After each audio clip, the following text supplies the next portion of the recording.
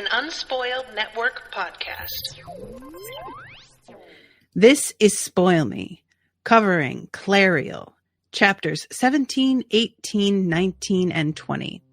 Seeking refuge, unwanted climbing practice, a mouthful of earth, and you don't see that every day. In this episode, first of all, this is a book. It's in these chapters. In these chapters, Clariel tries to flee the city after the murder of her parents, is captured, escapes, and flies away on a paper wing. It's a pretty daring moment. I really liked these chapters. Welcome to Spoil Me.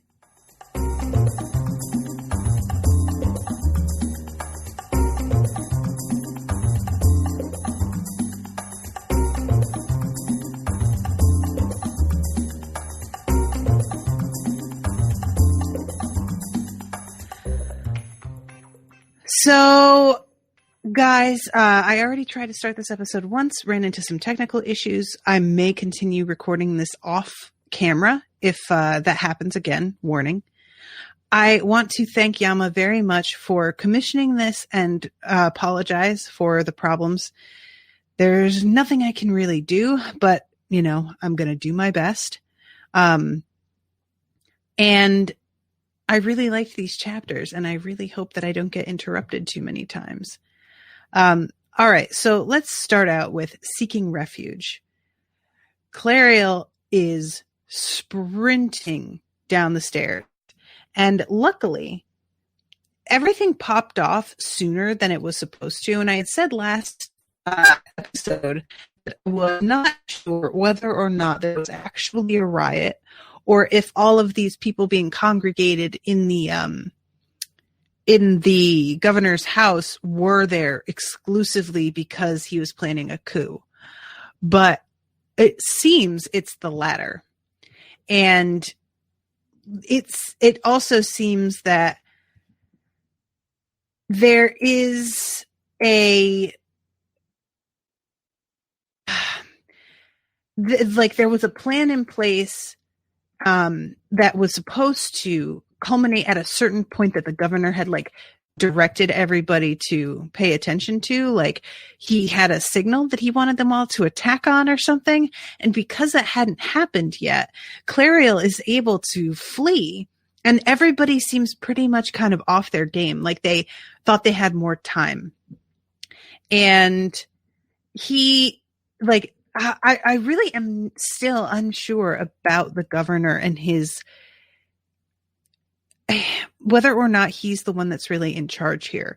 I keep feeling like there is something going on with his son instead. Like, his son has more of an idea what's going on than he does, or I don't know, but I just keep thinking that Kilp is the one we keep seeing as the baddie, and that maybe he's not actually the brains of the operation. Not saying that he's not a baddie, because he definitely is, but I'm just kind of curious if maybe his son is the one that's pulling the strings here more.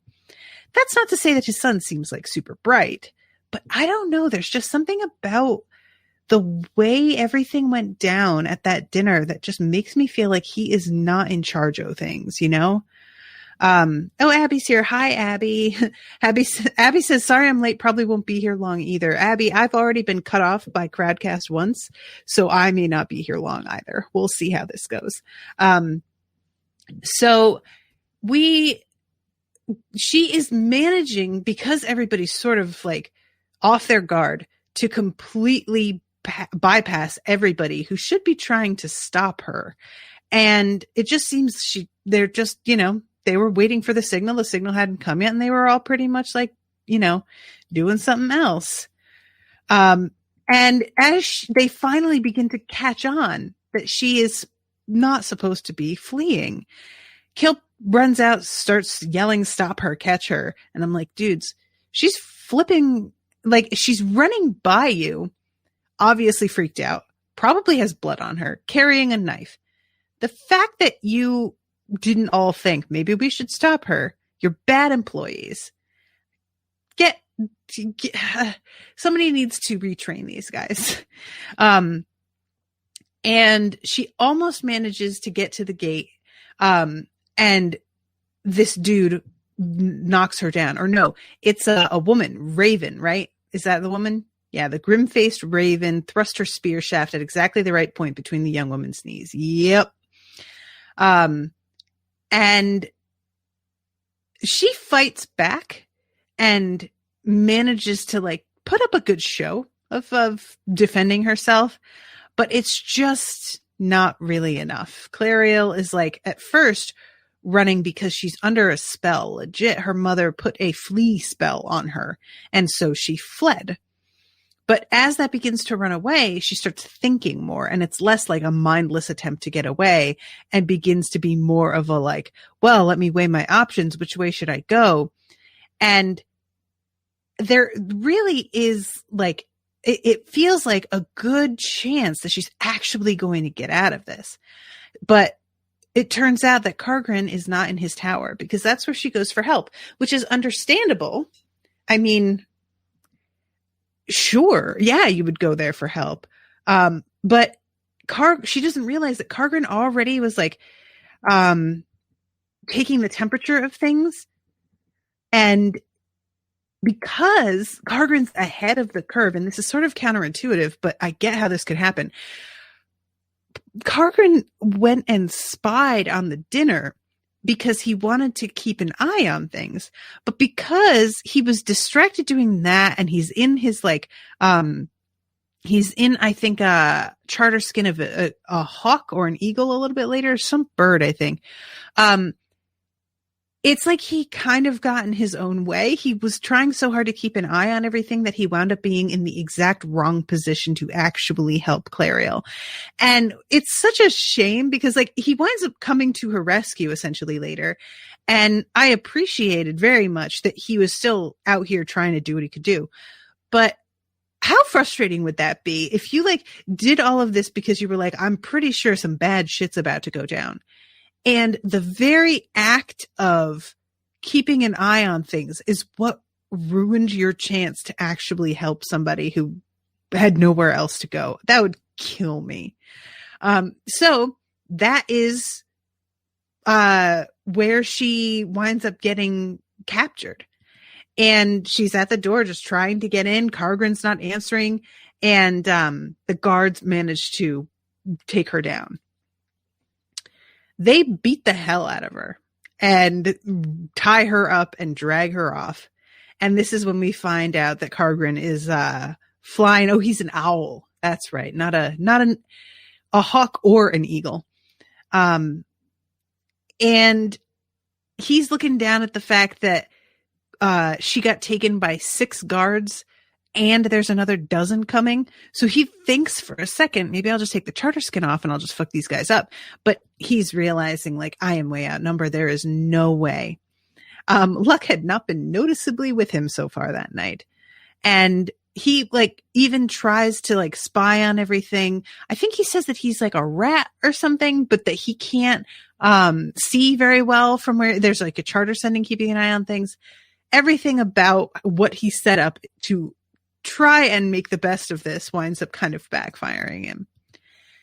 And at this point, it should be mentioned too that Kargren doesn't know that Clariel's mother's dead. And so he says Kilp needed Clariel or her mother. And he doesn't realize just how important that or turns out to be. So Clariel comes back to consciousness. She's all bandaged up and she's in this kind of like tower room. And Clariel has a moment of getting to sort of actually take a moment to absorb the fact that her parents are both dead. And this is the kind of thing that like, I am somebody who, when something like this happens, when I have a huge setback, I can usually kind of shelve that and get on with things but there is a limit where it'll suddenly hit and I will like lose it. So Clariel manages to kind of compartmentalize in these chapters. And I'm waiting for the moments when she just kind of like lets loose, because this rage in her, that's a lot of the time how grief can manifest for people. And she already has an anger problem. And I just see this going nowhere good.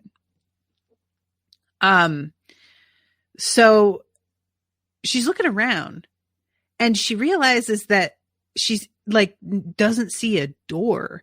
There's no hatch. There's no like trap door, nothing. And she's thinking about even how it's shaped a little bit like a bottle, and compares herself to this free magic creature that was captured. A shadow crossed the floor, and Clariel looked up. Someone was looking down through the glass ceiling high above, but the glass was cloudy and she could not make out who it was till the central pane was lifted up by unseen hands, and there was Kilp staring down at her with his horrible eyes. So Kilp says, "I regret the circumstances. They were not of my choosing." Now, I want to preface this with the acknowledgement that Kilp is a giant liar. We know he's a giant liar. And he tells her her mother isn't dead when we saw her mother literally decapitated. So either one of two things is true here. Either he's a shameless liar who doesn't care that that she will like eventually find out her mother is indeed dead, or they have some kind of ability to keep her mother alive despite that using free magic. I don't even want to consider that. I don't even want to think of that as a possibility. Like, we know already that the Abhorsens are not the only ones who can walk in death. We know that there are other baddies that are able to enslave corpses and dead spirits to their will. He could be basically like, oh yeah, she's real injured, but she's technically still alive, and there's some fucking horrifying shambling creature, or the spirit of her mother has been like imprisoned or enslaved. I would rather not think about that as a possibility. Can you blame me? So I'm going with Kilp's a liar. And when he says these circumstances were not of my choosing, there was a moment where I was tempted to be like, see, this is what I mean. I think his son is the one that's like pulling the strings, that he didn't want things to go off that way and his son did it. And then I immediately had to pull back and be like, yeah, but he's a fucking liar. These definitely were of your choosing. Like, what are you even talking about? And he tries to tell her that Oz, the spirit that he had been using, was only paid in gems, nothing much different than any other in my employ. To which Clariel says, "You're lying about everything." I have to side with Clariel on this. I do not see the reason a creature like this would want to be paid in gems. The only potential possibility there is maybe if this creature could be like, if its spirit could be stored in a gem rather than trapped in a bottle, that might be the option, that might be something that it could use and need. But he's trying to behave as if he just handed it a bag of gems and it picked it up in its ghostly spirit hand. And it's just like, yeah, good, thanks. I'm going to go off and buy myself something nice. Come on. So he says that the charter magic that she knows how to use, which is blessed little, this place is made in such a way that using charter magic does not work. This was made so long ago and then forgotten till Az showed us. You see again how useful this creature could be? Think hard about being more conciliatory. We can help each other. Deal with what is, not dreams and fancies. And she's sitting there trying to decide whether or not her mother could possibly be alive. And the main thing is that she didn't feel Jaciel die. And, you know, she has that ability. So that's the main thing that's sort of like convincing her maybe she is alive. But immediately follows it up with, I was too far away, though. That's why I didn't feel it. It's not that she's still alive. She got me to flee at such a speed that by the time she died, I was just too far to feel it. And the only thing she would do with Kilp was hunt him down and kill him, and Aranzo too, as if they were crazed stoats that had to be got rid of before they killed again. That meant she had to escape, and soon. So she tries to use the charter magic just to see if he's telling the truth, and indeed it does not work out. But she has to acknowledge she's not particularly good with charter magic anyway. So it's not something that she was going to rely on it for her escape in the first place. So this is when she begins to sort of feel out the room. She stamps her feet to try and see if she can sense like a hollow place under the floor. She's trying to see if there's any other like entrance that, you know, a trap door, something that like gives away, a weakness, and nothing is showing up. So she has to figure out how to climb up, because as far as she can tell, that's the only entrance is like through that damn ceiling.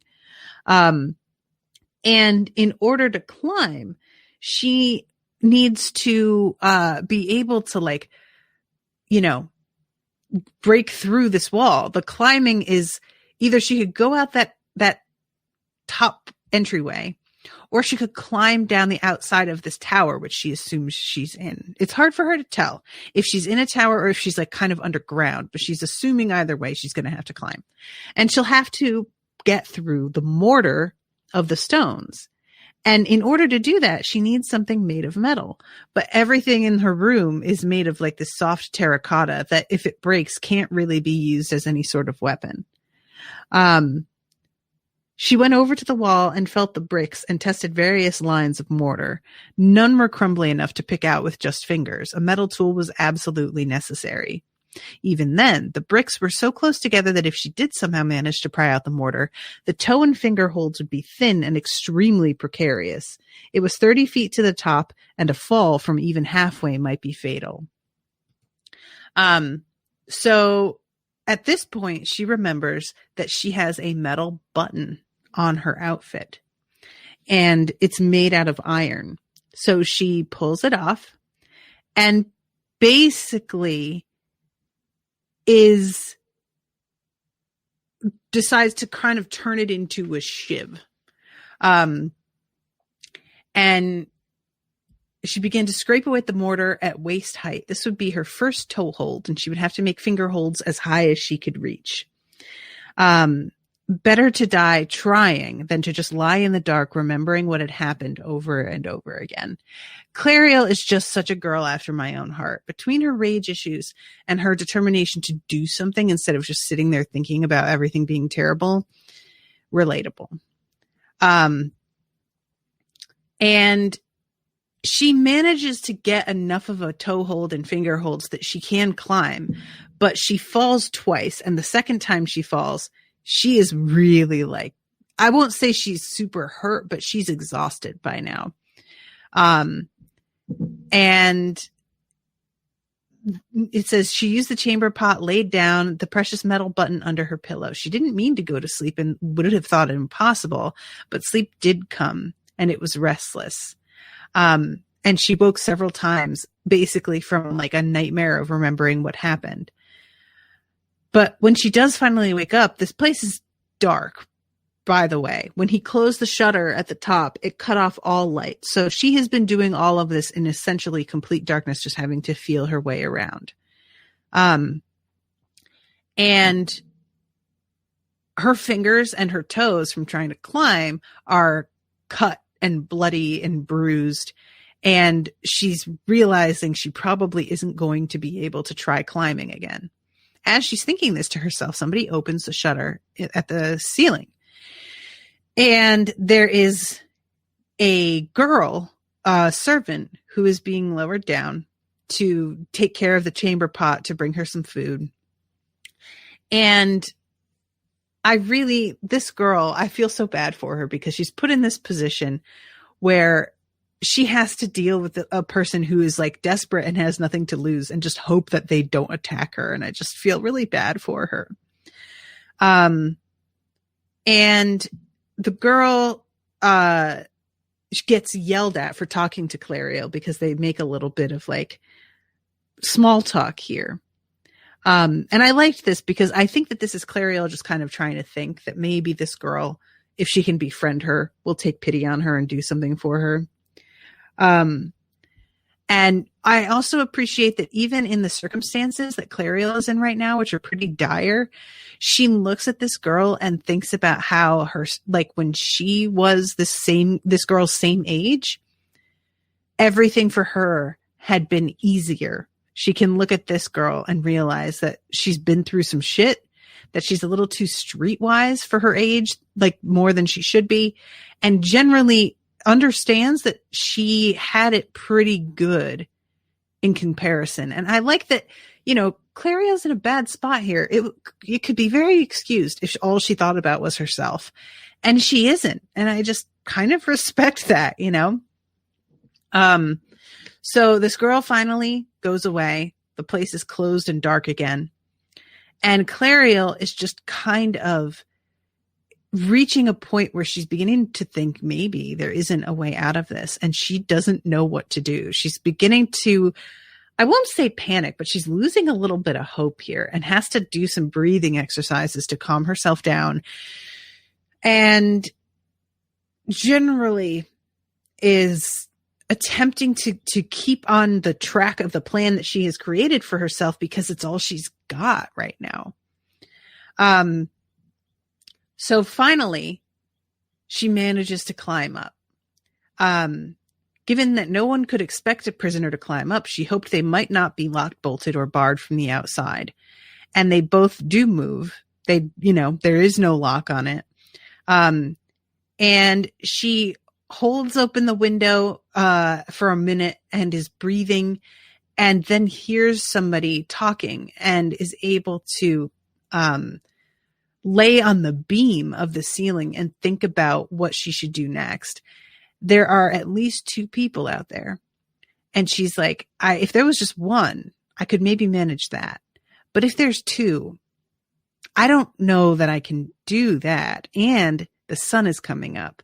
I may just have to wait until it's dark, and kind of has to like give up and climb back down again. And I just like, this moment was such a torment to me. She finally gets up there and she can't even make herself let herself escape now. She has to continue to be patient. It's just like, oh my God, come on. And as she is climbing down, Cargrin comes up from the floor, and she tries to descend quickly and winds up like almost falling again. And by the time she gets to the bottom, she is absolutely exhausted, and she loses her hold of things just as she gets to the bottom, upends the bed, crashes and falls on the table, and then bounces off the table.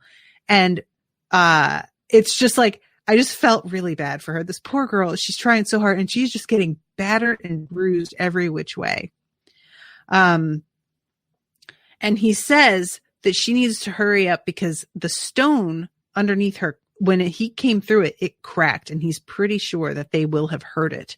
He doesn't know what they're going to do, but he figures it will have sounded the alarm sufficiently. And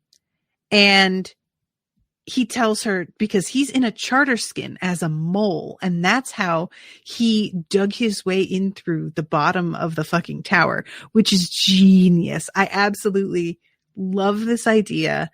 He's a giant mole the size of a horse, she winds up finding out later. And he has to kind of carry her through. She grimaced as she caught on that she was clutched to the belly of some giant rat-like creature. Hold your breath, shut your eyes. She felt soft, sticky stuff on her back that rose up around her shoulders and ribs and spread over her face, going up her nostrils and between her lips, no matter how tight she tried to keep her mouth shut. She started to panic, thinking she was about to be smothered in dirt or mud or whatever, and then felt the hairy arm or paw let her go, and she dropped a few inches, her eyes and mouth opening with the sudden shock. There was light and air. She choked and spat out dirt and looked up at a red-eyed rodent creature the size of a horse that was looking back at her with a self-satisfied expression. Wow, that is such an awesome escape. I love this so much. He didn't even just get her out of the tower. He got her to the basement of like an inn. So they have like some time. I thought he was going to pull her out and they would be just out of the reach of them, but they'd have to like flee and sprint off immediately. Not so. They can actually chill for a second here. So she has to change, first of all, because she's, wearing everything she's wearing is covered in dirt. And she sees Kargren taking off the charter skin. And I love the descriptions of this every time because, we ran across this in the last books. It looked like Kargren was either being vomited out of the giant mole or was being eaten by it, since the top of him was struggling out of the back half of the mole. As he climbed out, he rolled back skin and fur, but as he rolled it tighter, the very concrete illusion of that skin and fur became tightly interlocked charter marks. So they're in the cellar of an inn. And he says that he had the rats, the charter sending rats, follow Kilp. I knew about the prison holes from when I was Castellan. They were filled with rubble when the Winter Palace was demolished more than a century ago. So she's being kept at the fucking palace, which I just never expected that was already going to have been taken over. But apparently Kilp has been working pretty fucking fast. And he says that he thinks it wasn't a prison that was created to keep Clariel contained. He thinks it was meant for him. But who knows as of right now. And he says, when we get clear, we can go upstairs. We can look out on the street from the common room. Shouldn't be too long to wait. Belle is going to land a paper wing in the street and pick you up. And I love this. Clariel has this moment of like getting kind of distracted by being like, wait, what? Really? Because the paper wing is kind of a big deal. She's seen them before. But it's a pretty unusual thing. And she knows that Belle is injured still. And it's like, is he really up to doing that? And we kind of find out later, strictly speaking, maybe not. But he doesn't really have a lot of options right now. I hope Belle is up to it. I would not ask it of him, save that there is no one else who can fly the paper wing. And she asks what's happening, and Kargren says, Kilp told me my mother survived, but Clariel says, Kilp told me my mother survived. I'm sure she couldn't have. And Kargren asks what happens, and he's trying so hard to be patient and kind, but he needs to get the whole like terrible story out of her. And he says he's put out a broadsheet claiming the king is dead, killed by insurrectionists. It also says the king named Jaciel as his heir with Kilp as Lord Protector.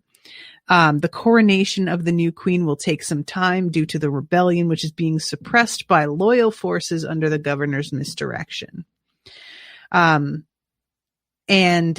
Clariel says, so mother might be alive. And Kargren's like, he's saying that because it's giving the illusion that he isn't just taking power for himself, that there's somebody else that's like the middleman, but nobody has seen her. And I just figure she's probably dead, and that's just being parroted around. The governor's story is that rebels have seized the palace and killed the king. The trained bands have surrounded the palace. It's not quite a siege, but no one can come out. They're emplacing war engines now on Coiner's Hill, bolt throwers to shoot down paper wings, though that will take some hours yet. And several galleys of the Eastern Company are standing off the palace sea gate, all very well organized. Of course, none of this would be possible if it weren't for the king's obstinance.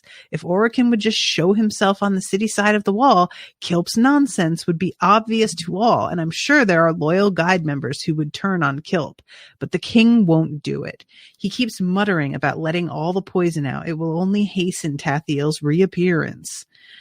And she asks whether anyone actually believes the king is dead. And she says, and Kargren says, I mean, the thing is, they don't need to believe he's dead. They just need to not be sure. I don't really there isn't, people don't have power unless they feel like they know what they're doing and can organize in a sound way. And if they can't do that, they're not going to have the concrete backing of all the people that they need in order to call someone out on this sort of bullshit. So he's just sort of making everybody unsure. Oh,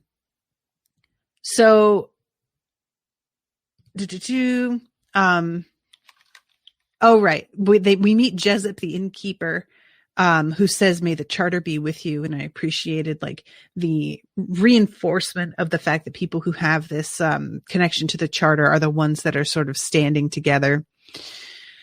So Kargren says that the street is empty. Hopefully Belle will show up and everything will be fine. And Clariel's like, okay, so I'm going to escape with Belle on this paper wing, but where are we going to go? And he says, we'll fly you to the Abhorsens. She doesn't get a chance to say anything here, but later on, she brings it up to Belle that she'd like to go back to Estwale. And it's obvious that's not what she should do. And she knows that, but she can't help but just really want to go back to something familiar after having suffered this terrible loss and being on the run for her life. It makes sense. So she sits down by the window and is keeping an eye out for Belle. And Kilgrave. Why did I call him Kilgrave? Oh, that's for the guy from Jessica Jones. How weird. Kargren had told her that there's been a what do you call it? Instituted a curfew. So there's nobody on the street pretty much. And Clariel is thinking about the pies in Estwale when a long shadow flitted across the street, raced up the wall of the house near the pie cart, then turned and went back along the street again. The person who is selling pies, it says she wasn't even bothering to keep the firebox going so the pies stayed hot because of the curfew, nobody is able to come and get any. I can't help but wonder if this pie seller who sees Belle land is going to wind up. I mean, if she's not selling any pies, she's not making any money, which means that people will be able to bribe her for information. This is the train of thought that I run on in my brain. So Belle lands. Clariel runs outside, kind of dragged by Kargren because she is still kind of injured and having a hard time. And she gets piled in there. It's just her and Belle in the end. And I really enjoyed seeing the paper wing again. I liked that this has come back, I just think they're a pretty neat invention. And I always enjoy seeing a character experience something for the first time that we as readers are already familiar with. There's something kind of fun about getting to see their excitement, their awe, maybe depending on what it is. So Kargren winds up just picking her up and putting her in there because she's wearing wooden clogs because her shoes were gone and she can't even run in them. So Balatiel is steering the paper wing as Kargren calls up wind in order to send them away. And Balatiel is like barely able to get shit under control as the wind hits it, because Kargren did not ask before he began to send this. And Clariel was about to ask why there was such a hurry when she saw a crossbow bolt fly past. It was flying back to front, overturned by the wind, but it supplied the reason for Kargren's haste. Holding on tight to the rim of the central well where she sat, Clariel cautiously looked over the side of the paper wing. They were already several hundred feet up, and for a moment she had the horribly dizzy sensation she had become unfixed from the world and was falling upward and would do so forever. There was Kargren running up the street close to the houses, and there were guards in pursuit of him and others with their crossbows pointing up, but iron springs could not propel the quarrels fast enough to compete with the spelled wind that was rushing the paper wing away. And she's watching Kargren as much as she can as they're flying off, and she really thinks that she's about to watch him be fucking murdered. Instead, there was a bright flash and a sudden eruption of smoke or dust. A huge cloud filled the street and rose up to the rooftops before it too was caught by the wind. As it cleared, Clariel, now looking back over her shoulder, saw the pursuing guards all knocked down like bowling pins. A broad swath of the street's paving stones was broken to the bare earth, and there was no sign of Kargren at all. And I am super curious what the hell he did there, because he knocked them. There was a moment where I thought, oh, he turned into a mole, but I was like, no, that's a charter skin. He can't just pull that on. It takes a little while to get that into place. So he did something else, and I am just dying to know. So she looks over the side again and is just like, God damn, we are really high up. She is just not used to this, And I like to think that I would have been handle this pretty well, because I'm like, yeah, the fucking planes. I mean, I've been on planes before, but this is different, It's open air. It's just, I imagine that maybe I would have the same sort of sense of vertigo that she does. Looking down on Balatiel, she felt a slight shift to her heavy heart. It was not the way she wanted it, but she had at last escaped the city. The walls no longer held her in. The masses of people no longer thronged around. The air was sweet, the sun unshadowed. But she knew she hadn't really escaped. Yeah, I mean, you're going to have to cope with this eventually. And for his part, Balatiel, he's steering the paper ring. He's doing his best, but he is really tired. And because he's still injured, he can't really turn around to talk to her. And there are a couple of times where he tries because he sort of forgets himself, and they get into a pretty intense conversation. And he keeps being reminded, buddy, you're hurt. And I just was like, man, I feel for this kid, this is a bad time to be fucking injured. And I hate Aranzo for doing this. Hate him so much. So, he says the wind working takes it out of me even when I'm fit, not made any easier by that great gust Kargren called up. And Clariel tells him, because he's like, I saw the guards coming at him. Did you see what happened? And she says, I think he got away. I must ask him what that spell was next time I see him. And this is when Belle is like, so I heard a rumor about your parents. Well, is that true? And she has to go through it again, everything that happened. And Belle says, I never thought Kilp would just try to take the palace. I just never thought he would do that. And if Ghislaine wasn't so suspicious, I'd be dead too. They broke in, because he says the Abhorsen rooms are in the lower west court. And they're easier to attack because they're not as guarded, but they are separate from the rest of the palace. They broke in there, and I suppose they thought there'd be an easy way into the palace proper. The first I knew about it was Ghislaine shaking me awake just after midnight and rushing me along a maze of secret ways with guard sendings popping out the walls and floors and growling off behind us. And then there was Anstier's horn echoing everywhere. There was no chance of them taking the palace after that, though they did try an escalade on the lower wall by the gatehouse. So She has so many charter sendings, like set up defending them. She has him staying somewhere like that is far away from the palace. Apparently, all of this wound up paying off. And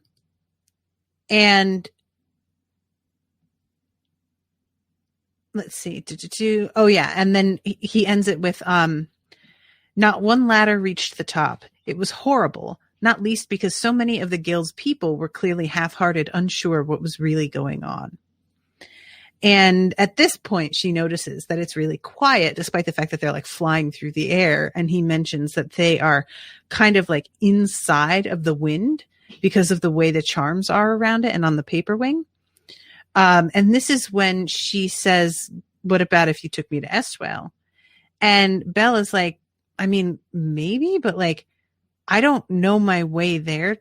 And I can barely find my way to Hillfair. I just think it's probably not a good idea because navigating is hard. And also, Cargren and Ghislaine told me to take you to the Abhorsen.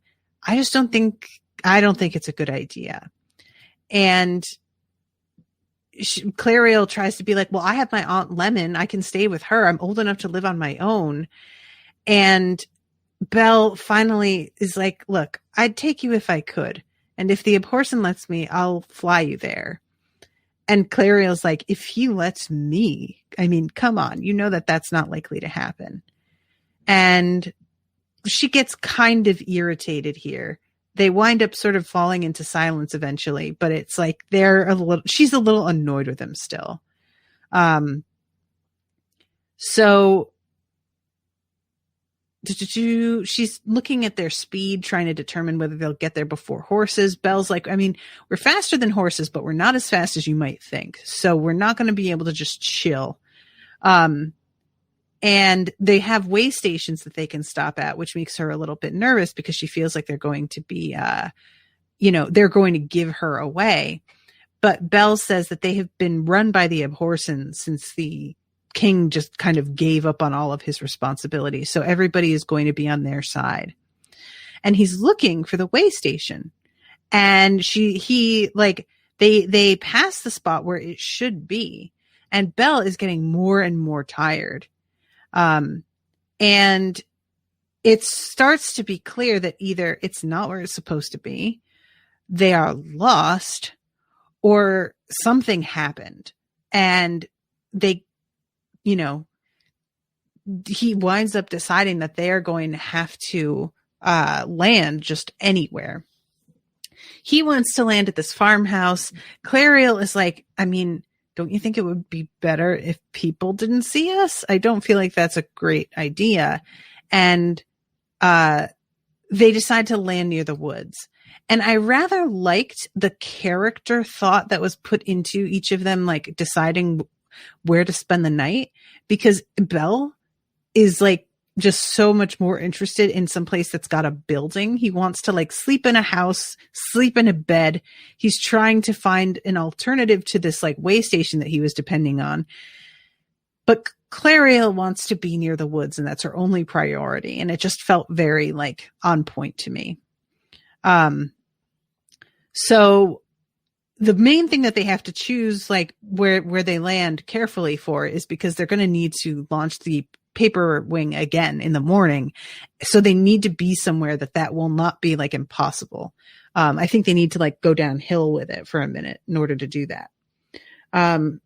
So they land, and Belle is just so exhausted, and he's just suffering. He's got this injury. The stitches didn't break. It didn't reopen because she checks on that, but he's just not really up for this. And he tries to like get stuff out from under the paper wing and almost faints.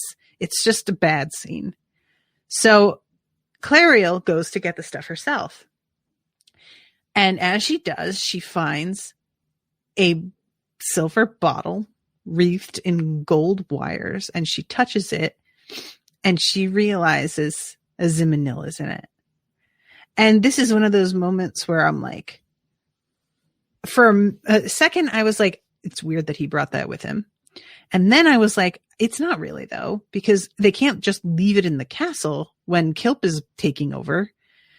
But then I was like, why didn't Kargren keep it? I thought it was weird that Balatiel is apparently in possession of it. Is it being handed over to the Abhorsen? Is that what it's supposed to be? That like this is the delivery of a prisoner? I guess that could be it. I don't know. And she hears Azimanil, and she feels a little bit bad for Azimanil because of it being imprisoned, especially after she just went through being imprisoned. And she's kind of like, man, yeah, that does suck. But more than that, all she can think about is how amazing it felt when she almost subjugated Azimanil at one time. And she really considers for a second, like, maybe I could beat everybody and fix everything if I had this fucking powerful creature on my side. But she pulls back at the last moment and is just like, no, I can't do that. That's insane. I don't know what I'm doing, which fair. So here she had a real choice. She's looking at the trees as they sit and eat. Her parents were gone. And she's considering just fleeing because, you know, the only thing that's sort of keeping her in place is feeling like she has a duty to avenge her parents. But she's like, everybody knows what Kargren did. They'll be avenged. I don't necessarily have to be the one to do it. She could head west on foot. There would be other small forests to hide within. She would cross the Ratterland somehow. But then she stops and looks practically at the situation. And she's like, I don't even have shoes. I am wearing something that is not nearly warm enough. I don't have money or tools to survive. And I just don't, I wouldn't make it. I would have to beg or steal from different people. It would increase the likelihood I got seen, and then it would be reported back. And it's just in general a bad idea, but the temptation is very, very strong. Belle would tell the Abhorsen what had happened. He would avenge her mother and father. Kilp and Aranzo would have to pay. But as everyone said, revenge was a dish best made with care. That's not how that saying goes. That is not how it's said at all, as everyone said. And there's like a real moment of her deciding that she is going to steal Belle's sword, steal his money, and just like head out. She put on the cloak. It was dark. Pursuit was unlikely, but you never knew what might be lurking. She left the food in the water bottle. And Clariel knew she could do it. The stars were coming out. The biggest problem was just the distance. And then if she reached the edge of the forest, she could stop and sleep. Getting over the Ratterland, she's got all of this planned out, right? She's figuring it all out. And I didn't even remember that Clariel actually pieces together that Azimanil's being sent to the Abhorsens. I'm over here being like, oh, that's my theory. It's like practically just stated. She wondered what they would do with it. Possibly the Abhorsens could actually kill free magic creatures. Or maybe it was going to be stored and kept prisoner somewhere. And this is when she thinks about freeing Azimanil again. And is like, I could flee and hide very easily with this thing. Clariel shook her head even harder than she had after almost touching the silver bottle. The temptation had to be cast out of her mind. Belle made a whimpering sound in his sleep, and his face twitched in pain. And she says to herself, I have to go. I'm sorry, Belle, and goes for a bit. And it was cool and dark under the trees, but the forest was open enough to admit starlight. She is just like, she's really, and I'm listening to this and I'm like, I know she's, because I was listening to the audiobook. I'm like, I know she's not going to actually like abandon him. but what the fuck is going to send her back? And she hears dogs or wolves or something. They were moving away from her back toward the unconscious Belle. And I was like, oh, okay. She has to go and defend him because he's like injured and asleep and alone. And that was really the main thing to me that was like made it a little bit. I got a little judgy on her for this. Was abandoning Belle is bad enough, but abandoning him when he's injured and he's asleep and like exposed, that particularly, I was like, girl, this is a really shitty thing to do. I was not impressed.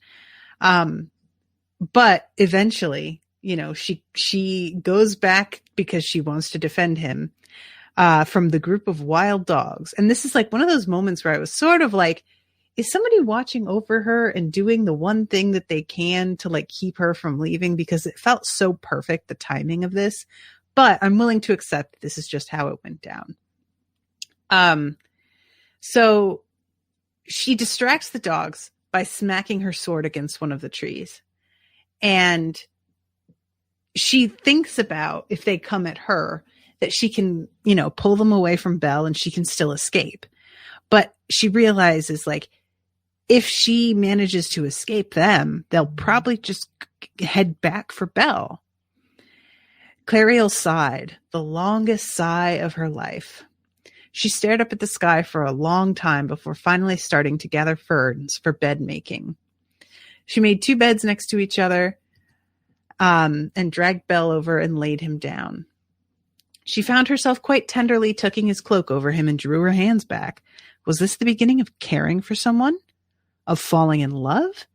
If she let herself go, would she become like the girls in Estwell, fussing over their lovers?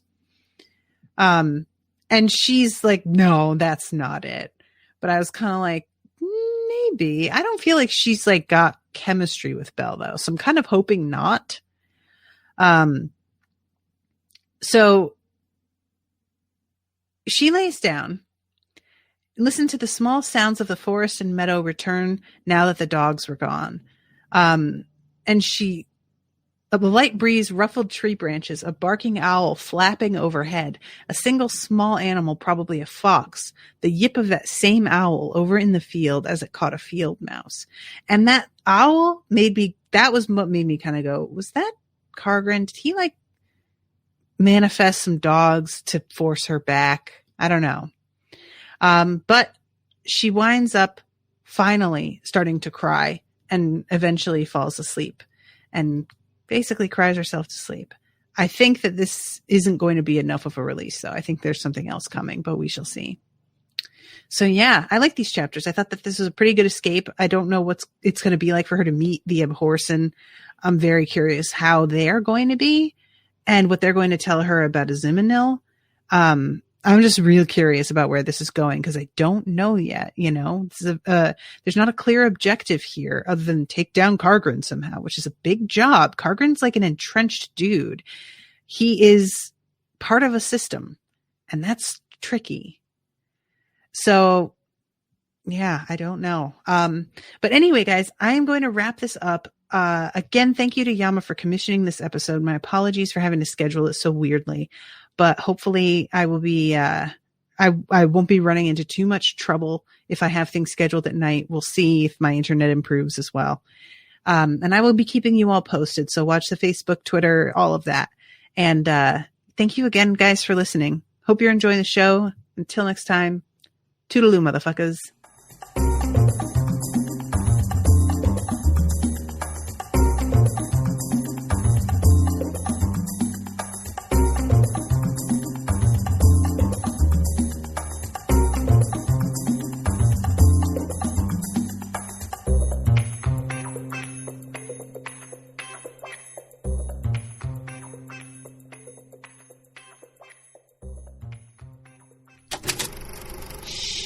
That was an Unspoiled Network podcast.